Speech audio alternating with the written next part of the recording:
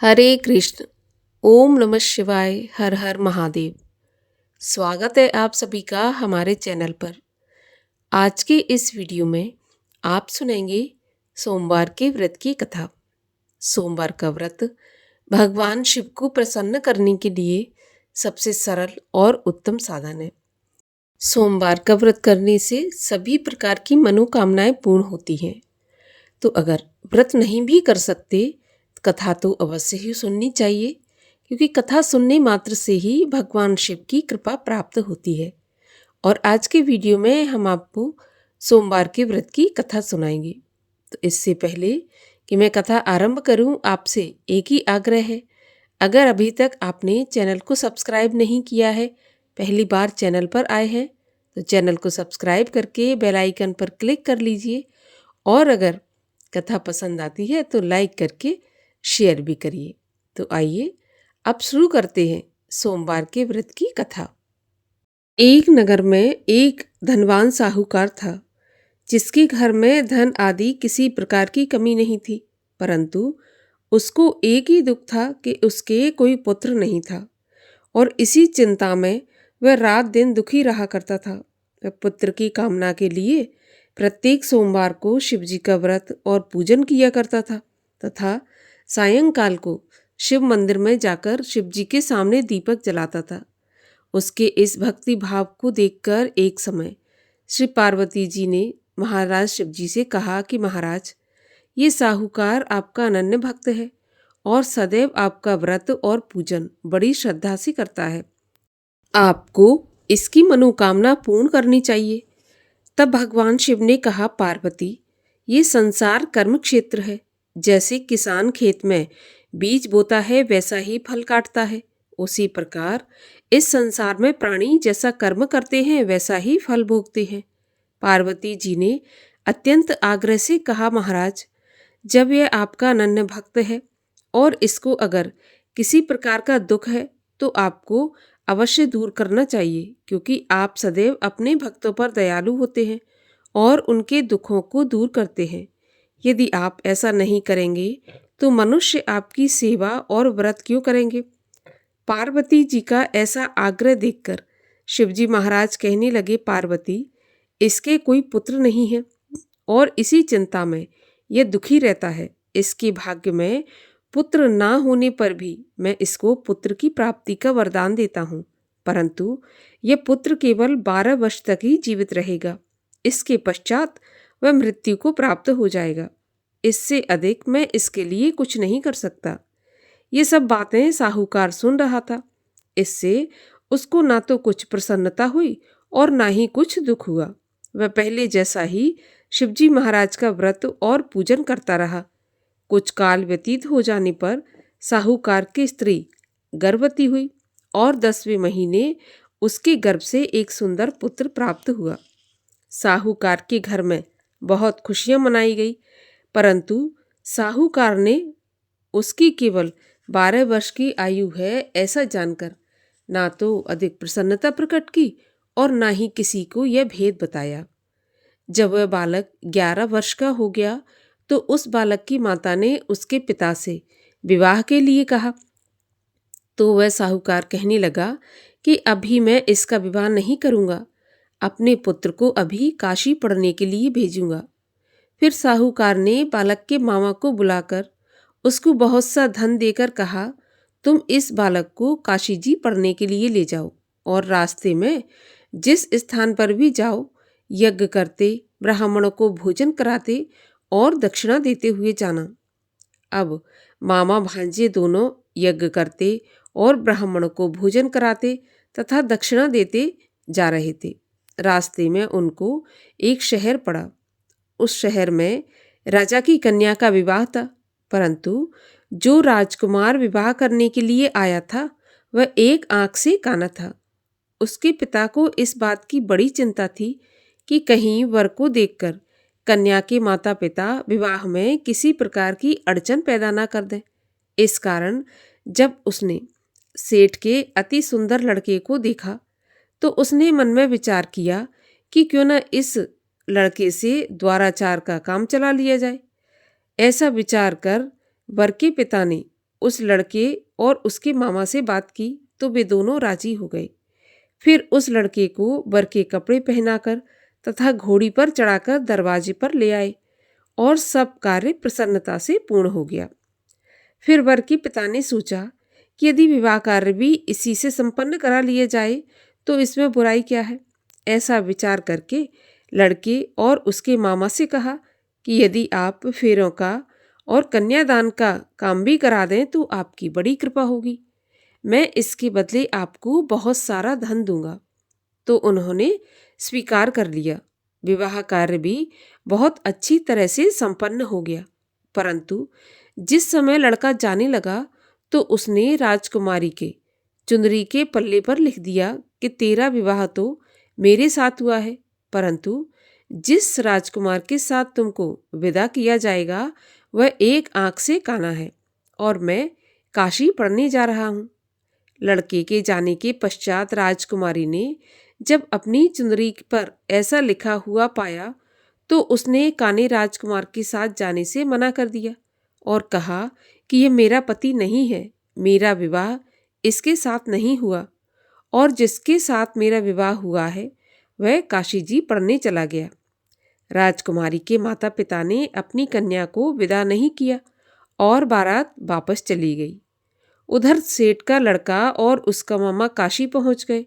वहां जाकर उन्होंने यज्ञ करना और लड़के ने पढ़ना शुरू कर दिया। जब लड़के की आयु 12 वर्ष की हो गई उस दिन उन्होंने यज्ञ रच रखा था।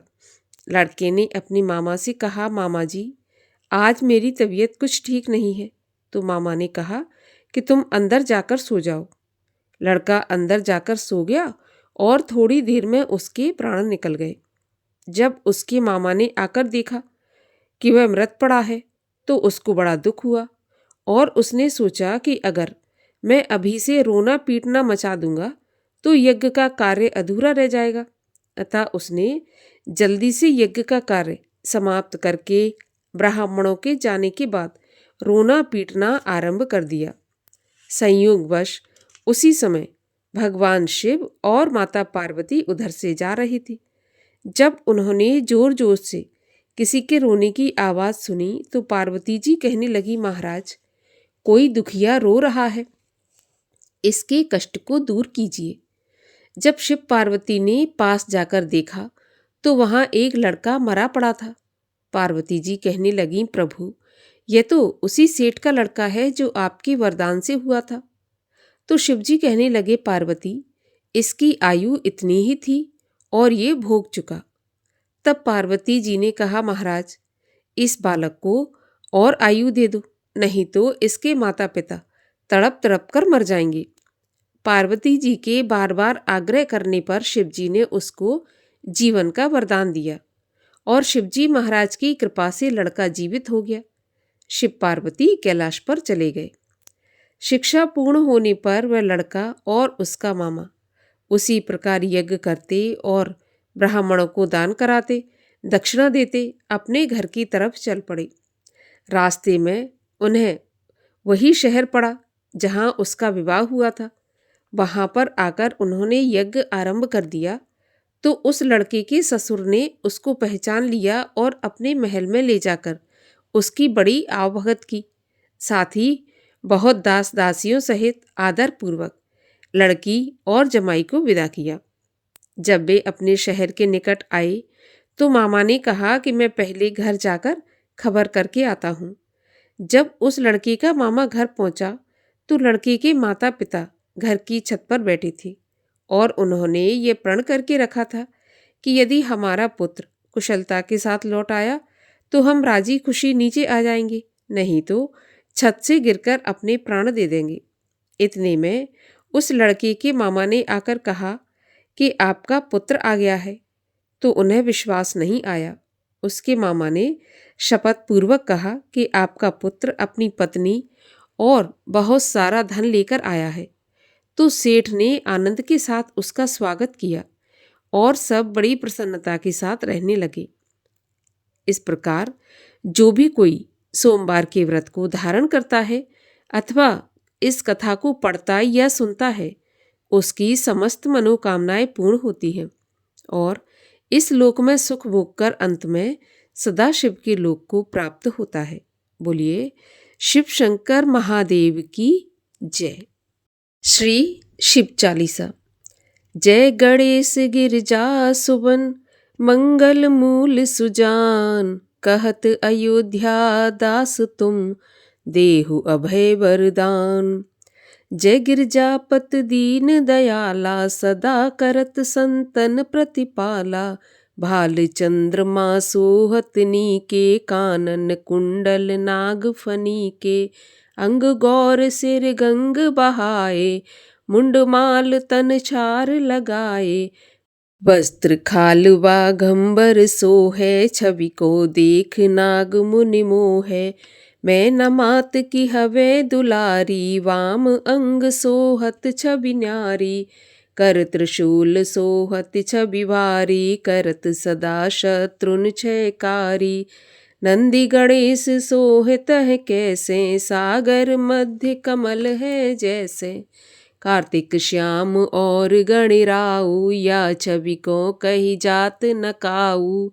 देवन जब ही जाए पुकारा, तब ही दुख प्रभु आप निवारा। किया उपद्रव तारक भारी, देवन सब मिल तुम ही पुकारी। तुरत षडानन आप पठायो, लव निमेष मह मार गिरायो।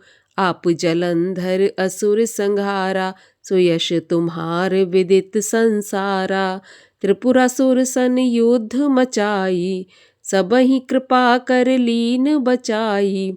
किया तपहि भागीरथ भारी, पूरब प्रतिज्ञा तास पुरारी। तानिन मह तुम सम कोई नाही, सेवक अस्तुति करत सदाहि। वेद नाम महिमा तब गाई, अकथ अनादि भेद नहीं पाई। प्रगटी उदथ मंथन में ज्वाला, जरत सुरासर भये विहाला। कीन्ही दया तह करी सहाई, नीलकंठ तब नाम कहाई। पूजन रामचंद्र जब कीना, जीत किलंक विभीषण दीना। सहस कमल में हो रही धारी, कीन परीक्षा तबहि पुरारी। एक कमल प्रभु राखे जोई, कमल नयन पूजन चह सोई। कठिन भक्ति देखी प्रभु शंकर, भये प्रसन्न दिए इच्छित वर। जय जय जय अनंत अविनाशी, करत कृपा सबके घटवासी। दुष्ट सकल नित मोहि सतावे, भ्रमत रहो मोहि चैन न आवे। त्राहि त्राहि मैं नाथ पुकारो, यही अवसर मोहे आन उबारो। ले त्रिशूल शत्रुन को मारो, संकट से मोहे आन उबारो। मातु पिता भ्राता सब होई, संकट में पूछत नहीं कोई। स्वामी एक है आस तुम्हारी, आए हरहु मम संकट भारी। धन निर्धन को देत सदाहि, जो कोई जांचै सो फल पाई। अस्तुति के ही विधि करो तिहारी, क्षमहु नाथ अब चूक हमारी। शंकर हो संकट के नाशन, मंगल कारण विघ्न विनाशन। योगी तुमुन ध्यान लगावे, नारद शारद शीश नवावे। नमो नमो जय नमो शिवाय, सुर ब्रह्मादिक पार न पाए। जो ये पाठ करे मन लाई, तापर होत है शंभु सहाई। ऋनिया जो कोई हो अधिकारी, पाठ करे सो पावन हारी। पुत्रहीन करे इच्छा कोई, निश्चय शिव प्रसाद ते ही होई। पंडित त्रयोदशी को लावे, ध्यान पूर्वक होम करावे। त्रयोदशी व्रत करे हमेशा, तन नहीं ताके रहे कलेशा। धूप दीप नैवेद्य चढ़ावे, शंकर सम्मुख पाठ सुनावे। जन्म जन्म के पाप नसावे, अंत धाम शिवपुर में पावे। कहे अयोध्या आस तुम्हारी, जान सकल दुख हरऊँ हमारी। नित्य नेम कर प्रात ही पाठ करो 40। तुम मेरी मनोकामना पूर्ण करो जगदीश। मकसर छठ हेमंत ऋतु संवत 64 जान। स्तुति 40 शिवहि पूर्ण कीन कल्याण। ओम जय शिव ओमकारा स्वामी हर शिव ओमकारा। ब्रह्मा विष्णु सदा शिव अर्धांगी धारा। ओम जय शिव ओमकारा। एकानन चतुरानन पंचानन राजे। हंसानन करुणासन वृषवाहन साजे। ओम जय शिव ओमकारा। दो भुज चार चतुर्भुज 10 भुज ते सोहे। तीनों रूप निरखता त्रिभुवन जन मोहे। ओम जय शिव ओमकारा। अक्षमाला वनमाला मुंडमाला धारी। चंदन मृग मद सोहे भोले शुभकारी। ओम जय शिव ओमकारा। श्वेतांबर पीतांबर बाघंबर अंगे। सनकादिक ब्रह्मादिक भूतादिक संगे। ओम जय शिव ओमकारा। कर के मध्य कमंडल चक्र त्रिशूल धरता। जग करता जग हरता जग पालन करता। ओम जय शिव ओमकारा। ब्रह्मा विष्णु सदा शिव जानत अविवेका। प्रणवाक्षर के मध्य ये तीनों एका। ओम जय शिव ओमकारा। त्रिगुण शिव जी की आरती जो कोई जन गावे। कहत शिवानंद स्वामी इच्छित वर पावे। ओम जय शिव ओमकारा। बोलिए शिव शंकर महादेव की जय। कर्पूर गौरम करुणावतारम संसार सारम भुजगेंद्रहारम। सदा वसंतं हृदयारविंदे भवं भवानी सहितं नमामि। भवं भवानी सहितं नमामि।